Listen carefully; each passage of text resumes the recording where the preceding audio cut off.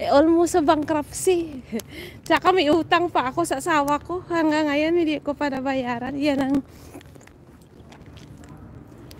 ang utang na yan mula March hanggang ngayon.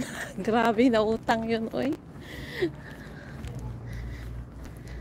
Hindi makakasurvive ako niya next year. Grabe, makakasurvive talaga yun. Maupo sana ako dyan, oh. Kaso lang super init. Magchat-chat lang naman yan. Tatawag lang naman yan ang ate. Lalugi ang insik ate. Malugi ang insik.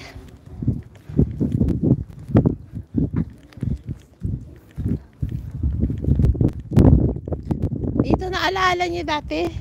Dito ako may swimming pool daw dito eh. Pero saan ba yan ha? Ang swimming pool na yan. Ang alam ko may school dito eh. Maganda maupo dito sa park.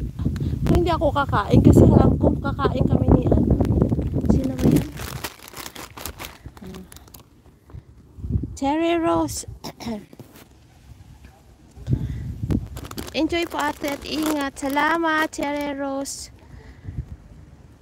Emily, Cherry Rose. Nakawa na buti Corona Rose. Emelita. Kayo na lang palagi ang nasa live ko.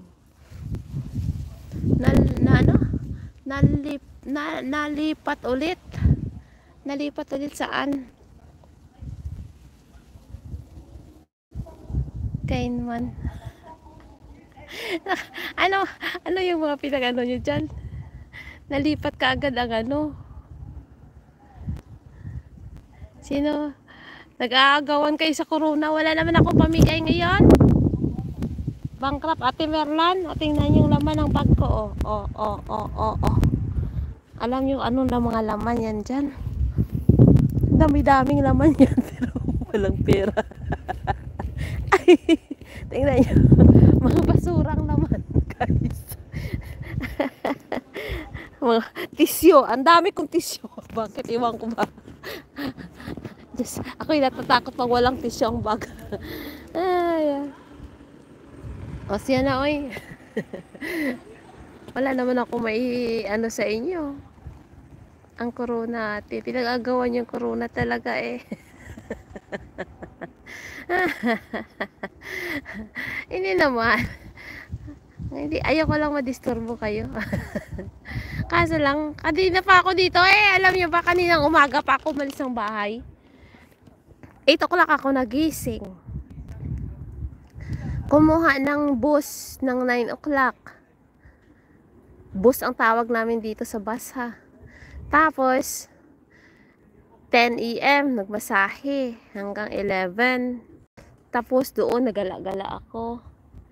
Tapos pumunta ako sa isang lugar, sumakay ako ng bus. Nag-iisip ako kung uwi ba ako or sasakay ng ibang bus papunta dito sa lugar na to. Dalawang station pala ang dapat ko ang isang lugar. Doon ako bumaba sa Borsilin. Nakita ko kasi ang laki-laki ng simbahan. Akala ko makapasok ako. Yun pala, nilibot ko buong simbahan. Napakalaki. St. Sebastian Church. Kaso lang, close! Wala. Tapos nakikita ko yung mga sa harap ng simbahan, sa gilid ng simbahan, may lumalabas sa tubig. Ang mga bata, may dalawang bata, nanay nila, na nakaupo lang. Ang dalawang bata, naliligo sa kanal yung lumalabas doon sa tubig. Hindi ko pa na-reels. Ang ganda kaya guys. Iwan ko kung saan galing yung tubig na yun.